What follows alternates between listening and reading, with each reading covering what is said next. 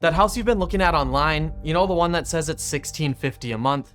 Well, the real cost of owning it is probably a few $100s more a month than that. And if you're renting around Bemidji right now, wondering if you should finally buy, that hidden gap is exactly why the internet keeps giving you a bad answer. On the one side, you have people saying that renting is just throwing your money away.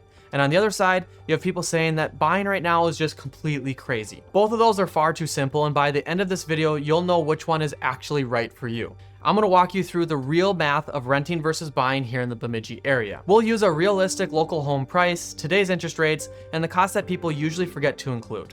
And I'm also gonna be honest about when renting might actually be the smarter move. Hey, I'm Tyler with Team Montgomery and 218 Real Estate, and I'm a full-time real estate agent right here in the Bemidji area. I help people buy and sell homes around here every week, so I get to see both sides of this. I see the renters who wish they would have bought earlier because their payment could have been locked in years ago.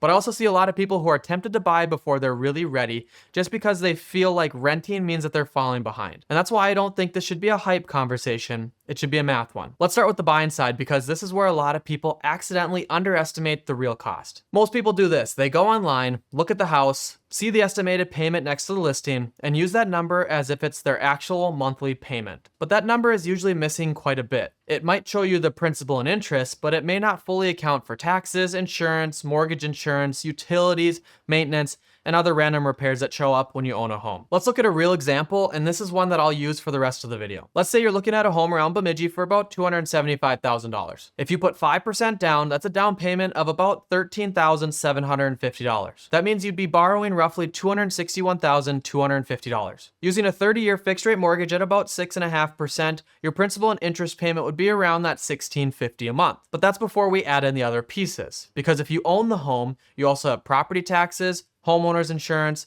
If you put 5% down, there's a good chance you'll have mortgage insurance. And then you still have all the normal costs of actually living in the house. Your heat, electricity, water, sewer, garbage, internet, snow removal, lawn care, and everything else that comes with the property. And then you have maintenance. And this is the part that people really don't like adding because it makes the payment look a lot worse. A good rule of thumb is to set aside about 1% of the home's value per year for repairs and upkeep. On that $275,000 house, that's about $2,750 a year, or roughly $230 a month. Now look, obviously it does not mean that you'll spend exactly $230 every single month, because some months, nothing breaks. But then that one month, the furnace has an issue, the water heater starts leaking, the garage door quits working for some reason, and that roof suddenly becomes a problem you just can't ignore anymore. That's the part of home ownership that the online mortgage calculators don't show you. Your real monthly number is going to be a good chunk higher than the one next to the listing once you add all of this up. Okay, now let's talk about renting, because renting gets a worse reputation than it really deserves. And I get why people call it throwing money away. When you rent, you're not building equity in the property. Your payment goes to your landlord, and at the end of the lease, you don't own any part of that house or apartment. But that phrase makes renting sound like it has no value,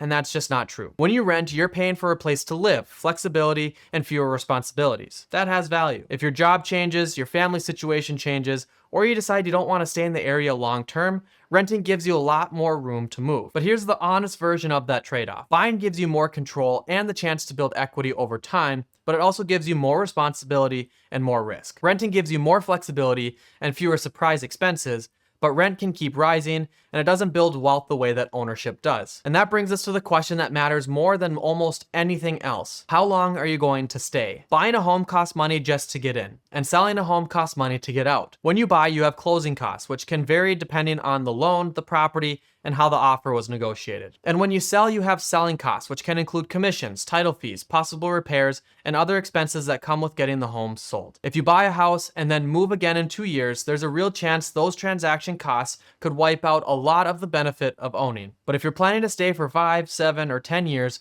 buying starts to make a lot more sense. You have more time for your payment to stay relatively stable, more time to build equity, and more time for those costs to spread out. That's why I usually don't think the question should be, is now the perfect time to buy? The better question is, does buying fit my life for the next several years? And by the way, if you're trying to run the math for your own situation, that's exactly the kind of thing that I help people with all the time. Whether you're thinking about buying or selling around Bemidji, my contact info and the link to my website are right down in the description. All right, let's get back to it because there are also a couple local things around Bemidji that people should think about. The first is that the rental market here is pretty thin. In a bigger city, if you decide to keep renting, you have a lot more options. But around here, a good rental can be hard to find. That's especially true if you need a specific location, more bedrooms, a garage, pet-friendly housing, or something that actually fits your life. Sometimes those options are limited, and that pushes people towards buying a lot sooner than they expected. The second factor is property taxes. Two homes can be in a similar price and only a few miles apart, but the taxes can be very different depending on whether the home is in the city, in a township, on the lake, or in a different taxing district. And that matters because taxes are part of your monthly payment. If you're comparing homes, use the actual tax number for that specific property because it can change the payment more than people expect. And there's one more thing that I want to be careful about. A lot of buying advice assumes your home will automatically go up in value every single year. I just wouldn't make that assumption.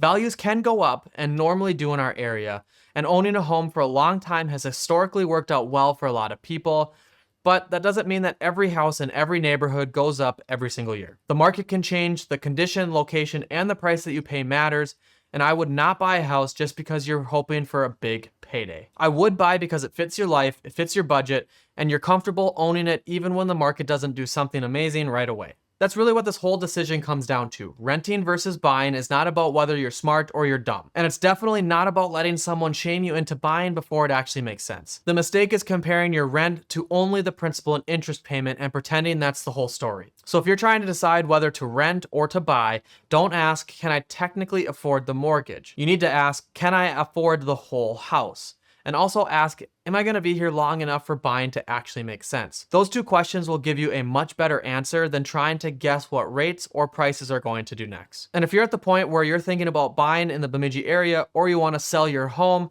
and you're wondering what your home is worth, let's chat. You can find my contact info and my website in the description below. We can look at your rent, your budget, what's available around here, and what the real monthly numbers would look like before you make the move. This has been Tyler Montgomery with Team Montgomery and 218 Real Estate. I'll see you in the next video.